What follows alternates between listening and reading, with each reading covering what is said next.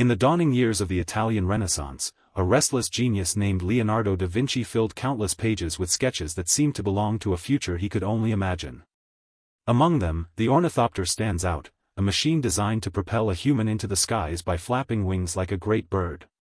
Its form is a study in organic engineering, a lightweight wooden ribcage resembling a bird's sternum, expansive fabric-covered wings hinged at the shoulders, and a central crank and pedal mechanism that the pilot would operate with his arms and legs.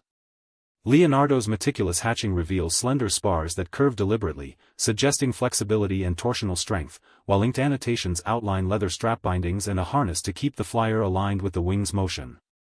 Functionally, the Ornithopter was conceived as a human-powered aircraft. Leonardo believed that by synchronizing the crank's rotation with wing inclinations, a steady lift could be generated, allowing sustained flight without the aid of wind or external cables.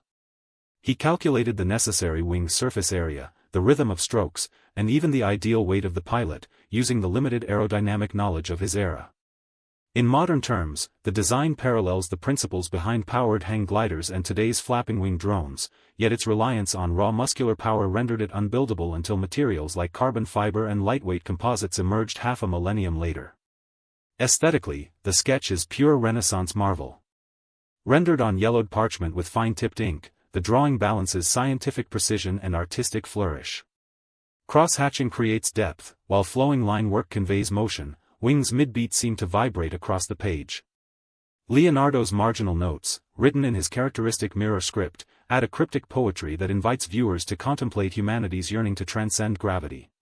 Though never realized in his lifetime, the Ornithopter embodies a timeless ambition, to capture the bird's freedom with human ingenuity, a dream that would only soar centuries after Leonardo first set pen to paper.